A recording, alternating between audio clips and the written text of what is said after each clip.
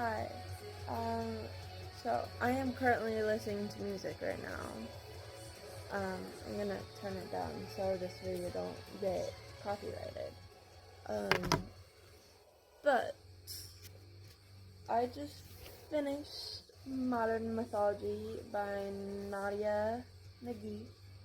It's a book of Greek mythology inspired poems, and it was really pretty and beautiful. Yeah, it was just really pretty and beautiful, and I really like how she wrote the poems and how she intertwined all the myths and stuff with them. Yeah, it was just really good. I really enjoyed this. My first read of May.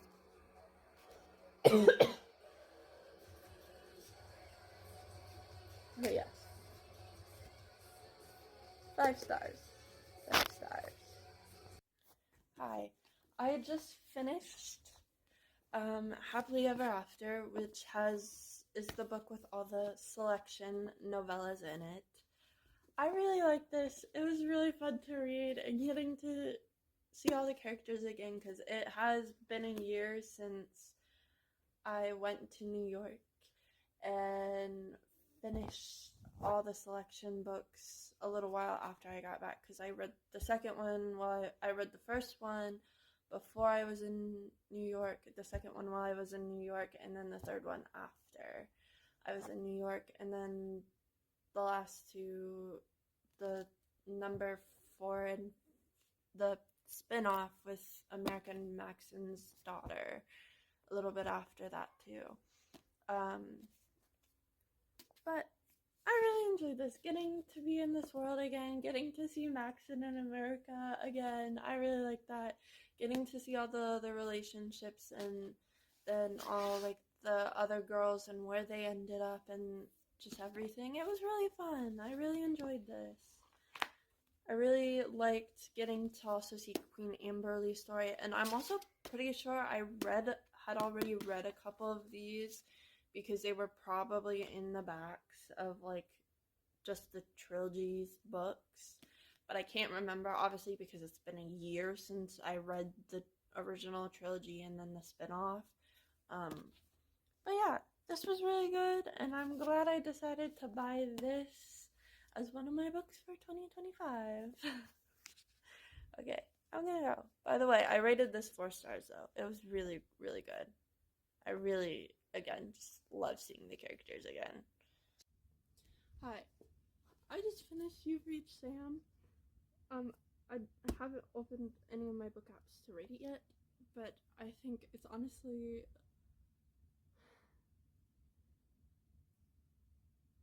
like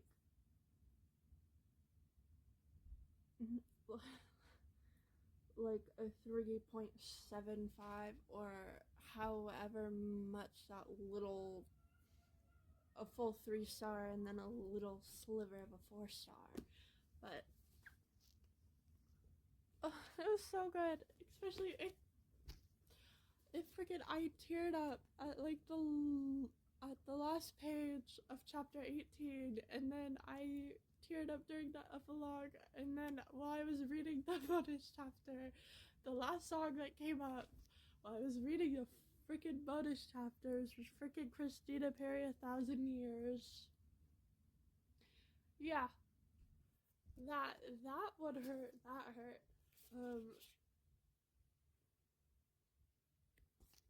This was beautiful and sad. I kind of wish we still got to see more of her and Sam together before he died. Spoiler alert, he's already dead. I like the whole like phone call premise of they're still connected through their phones. Yeah. So it's just a really like kind of happy and sad book. Which I was not expecting to like want to cry, but it got me. It got me. And my playlist honestly really did me dirty. It was playing Christina Perri during the bonus chapter. Really did me dirty there. Book before is rated a 3.25. You've Reached Sam is a 3.25 rated book. That is the rating I gave it. I just couldn't remember what the numbers were. Hi guys, I just finished Go the Distance by, hold on, let me get that hardcover thingy. If I can find this. By that author, if you can see it. Because I don't know how to say your last name and I'm not going to try. But this tale, this Disney twisted tale, is what if Meg from the Hercules movie, in mythology actually, became a god. And this takes place right after the ending of the actual Hercules movie. And oh my god, this was so good. I loved it. I'm gonna give it like 3.5 to 4 stars, maybe even 4.5 stars. I really haven't probably fully decided yet, but I think I'm gonna go with 4 stars. Just because I really enjoyed seeing this, and it did make me a little emotional at the end. Like I said, I just finished it like 2 minutes ago. Oh my, it was just really good. It's definitely one of my favorite reads of the year. Just, yeah. And also because Hercules is like one of my favorite movies, so favorite Disney movies, so like just getting to read this and stuff, it just made me really happy, and I enjoyed getting to see the characters in this from the movie. Ugh, it was just so good. I loved it. Hi, I just finished Lights Out by Nevessa Allen. This is a stalker dark romance, and it was fine. I don't really have anything to say with it. Like listening to it because I did the audiobook through Spotify. I was a little bored. I don't know. It just didn't really give me much. I mean, I still enjoy parts of it, and I did like the little comedy aspect of it. But other than that, it didn't really do anything for me. But it was still a fun read, even though I was bored during it. But yeah, this is book 42, by the way. Hi, I just finished The Night Defying by Miss Kelsey, I believe is how you say her name. Sorry that the lighting is terrible. Oh my god, I love this. I thought it was only gonna be 4 stars, but it ended up being 5 stars. This is the second book that comes after The Stars Are Dying. The next one is The Dark Defying, I believe. It's something the dark, I know it is. But I probably won't end up reading it until January because I'll probably ask for it at Christmas. But with the way this one ended, I'm really kind of regretting changing around all my book stuff that I originally had.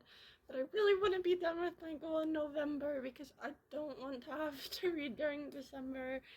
So yeah, and the second book comes out the 2nd of December, so I might honestly just still wait because I don't want to go back and change all my book plans for the rest of the year. But the way this one ended, excuse me, he's dead. Knight is dead. Like, the last 20 chapters of this shit was insane. And I saw it coming. I knew her other fucking bonded was the one that originally killed her. I saw that coming.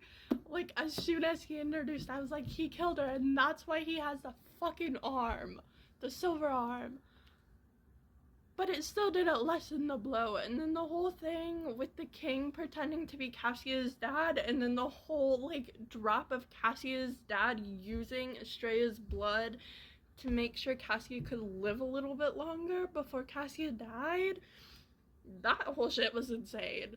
And kind of just made me not like Cassia's dad at all, even more.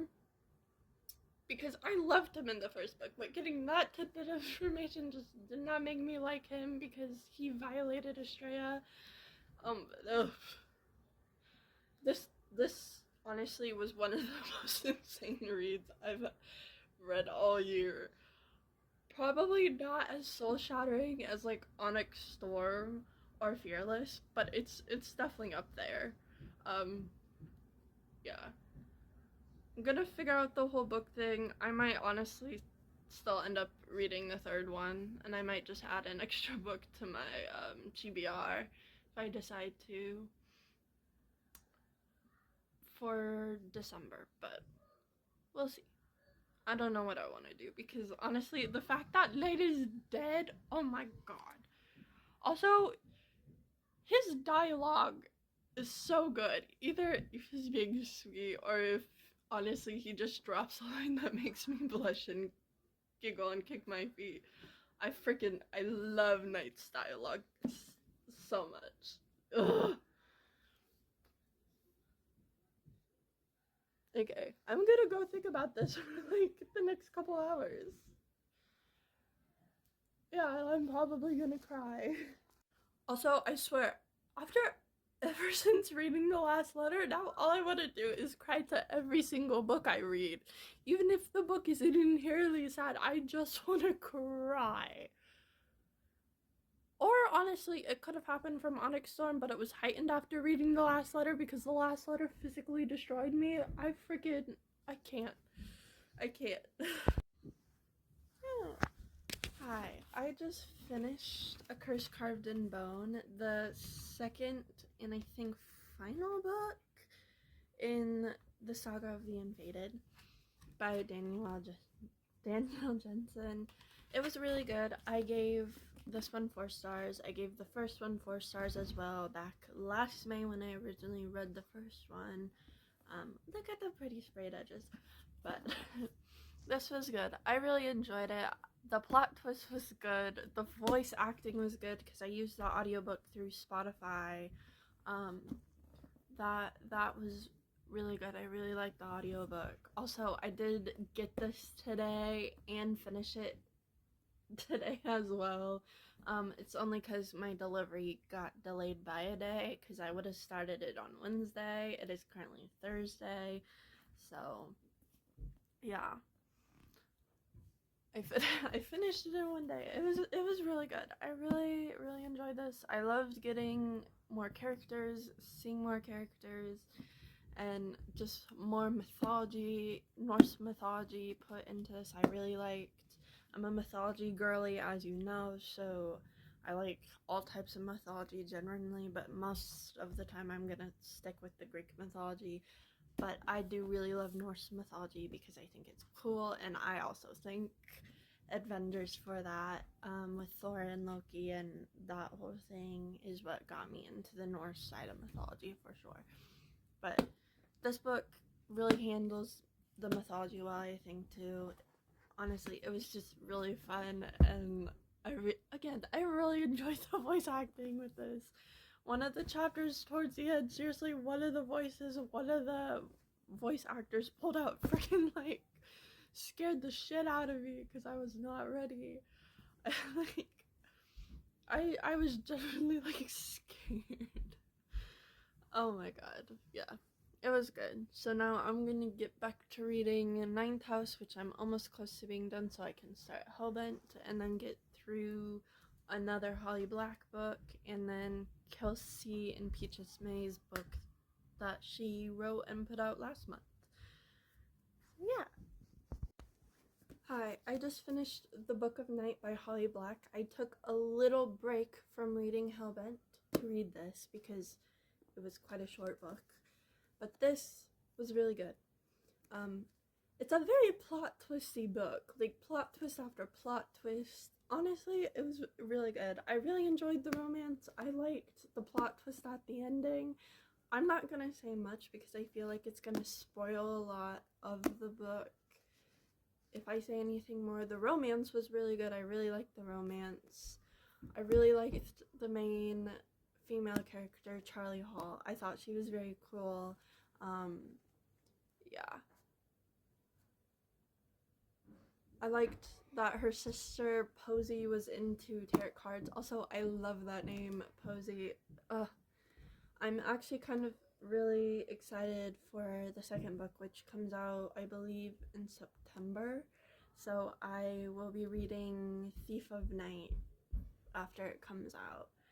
And as of right now, I think I am caught up on all of the Holly Black books that are out. Other than I think one series, which I don't think has anything to really do with Elfame or anything. Obviously, this doesn't, but I don't think I'm gonna read the other one. But this was really good. I really did enjoy this. It's dark fantasy, so if you're into that, I would definitely say read this. It was really, really good, and I really enjoyed it. I gave it 4 stars. Hello, doing a quick review for Ninth House by Leigh Bardugo. I love this. I gave it 4.5 stars. The plot twist pretty hard. I loved it. Yeah. I just wasn't expecting the plot twist. But it was really good, though I did have to split up the second to last chapter because I did have to work, so I didn't end up finishing the book until after I was done with work while sitting at Barnes & Noble. But this was really good. I really liked it. I just enjoy Leigh Bardugo's writing and stuff. I'm excited to start Hellbent, which is back here currently holding up my phone while I do this. Yeah, it is 4:42. I finished this around like 4:10, 4:15. It is Saturday, May 17th. Probably one of my favorite reads of the year. I loved it. Hi guys, it is currently 3:05 a.m. on Wednesday morning, and I finished Hellbent by Leigh Bardugo, and oh my god, I love this one so much. I loved it. The plot twists were fucking crazy. It was like, it was a plot twist, and a plot twist, and a plot twist, and I loved it. I fucking loved it. Like, just one after another, getting, like, hit hard. I like this a lot more than Ninth House. I still really love Ninth House. I think I ended up giving that 4.5 stars. I can't remember because it's been, like, 2-ish weeks or a week now since I finished Ninth House, and I can't quite remember. But this was so good. This was so good. I loved it. I loved when we finally got Darlington back. I love Alex just being so badass. I love that they're freaking kind of like bonded to each other now. Like, so he will serve her and her needs. I saw the Ansem thing coming, but honestly, it still hit very hard. That whole lore drop, all that lore drop shit, oh my god. Also, I still think the new Praetor is sketchy. The guy that replaced Dean Sando, I think that guy is sketchy, but also I just didn't like his views on women being in the that women weren't supposed to be in the Ninth House. I had real issue with that. I wanted to read something quick because it legitimately like stopped me in my tracks. I had like to put the book down quick when I read it because I was not ready for Darlington to pull this out. I love Darlington so much. Like, oh my god, I love him so much. But he seriously goes, so this is after Alex like saved him and stuff. And like he went upstairs to go get dressed and stuff, and he came back down. She's sitting on the counter and they're staring at each other. And he goes, she was more beautiful than he remembered. No, that wasn't true. It wasn't that she had changed or that his vision had sharpened. He was just less afraid of her beauty now. I legitimately had like to stop for a minute because I was gagged. I was gagged by that. Like, oh my god, I love Darlington. I love, like, they're obviously so attracted to each other, because earlier in the book, Alex mentioned something of, like, he was teaching her how to mix the elixir to see ghosts in the crucible, and she goes, I wasn't paying attention because I was staring at his muscles through his shirt. And I'm like, oh my god. It's like, it's so obvious, but like not obvious at the same time, but I'm living for the slow burn of it. Oh, I love it. I'm honestly so excited. I'm so excited for the third book because Leigh and her writing are freaking awesome, and just how she writes her plot twists and laces multiple of them together is just so good, and I love it. Oh my god, this review is like it's 4 minutes. It's 4 minutes. Oh my god. Again, this was 5 stars. If you can't tell by the fact that this is fucking 4 minutes of reviewing, oh my god, I love it. Also, I think the ninth house review was only like a minute, so this video is gonna be quite long. Hi guys, I just finished Voice of the Ocean by Kelsey and Peaches May. I'm gonna give it 4 stars. I really enjoyed this. It was fun. It was giving me butterflies during it. I used the audiobook because I still really wanted to read it this month. But I just didn't have it in me after Ninth House and Hellbent to do more physical reading, because that series had so much going on in it. But this was fun. I really liked this. I love the romance. I can't wait to see where it goes in the next one. It was so fun. I actually did the audiobook through Audible because it's not on Spotify yet. It doesn't come out on Spotify until next month. Thankfully, I was looking on Audible last night, just happened to see that they lowered their subscription to 99 cents for at least, I think, for Father's Day, I'm assuming.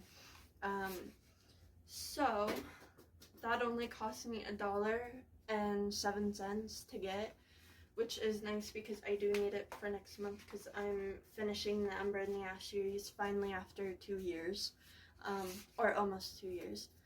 It'll be 2 years in July because that's when I originally finished just the first book in that series.